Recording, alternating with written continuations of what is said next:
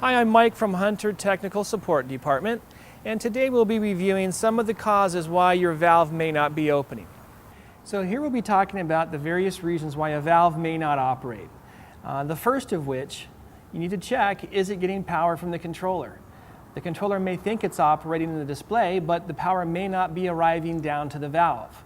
That's one of the first things to check. Secondly, is the flow control open? Here in the center we have the flow control. I'm going to take this screwdriver here and I'm going to turn it clockwise, which is the closing position. If you open it back up clockwise, you can open the flow control all the way to the top to where it stops. Don't overdo it, they are plastic parts. And then simply turn it back about a half a turn. So if the flow control is all the way counterclockwise, you know it is wide open. So that wouldn't be a cause either.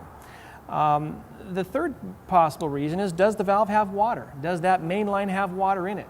Is there a shutoff valve prior to this valve that might be turned off? So you want to verify that there is water in the valve, and you can do that one of two ways. You can open the solenoid a quarter turn. Does the water flow through? If it does, then we know we're probably looking at an electrical issue of the power not making it to the valve.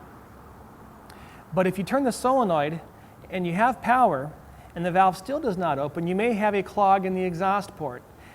This happens to be a PGV valve, but all valves work in the same premise. There's an exhaust port under the solenoid.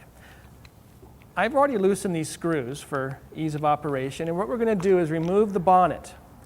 Now, under the bonnet, you'll see a small hole here, and you'll see a corresponding hole in the valve body, which is here.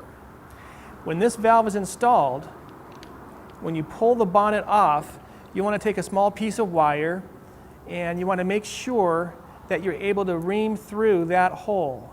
You might be able to see that blue wire there inside the valve body, but if you have debris caught in that hole, it'll prevent the valve from opening.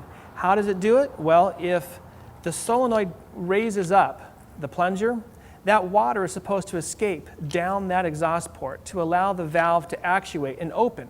But if that exhaust port is clogged, even though the valve is getting power and you have water pressure, the valve still will not open. After you've cleaned out the bottom exhaust port, you'll also want to make sure that you clean out the exhaust port going up through the bonnet. And in this instance, once you remove the solenoid, you'll see the lower connector to that exhaust port, and you can send a wire right up that hole as well too. That would be the reasons why a valve may not open.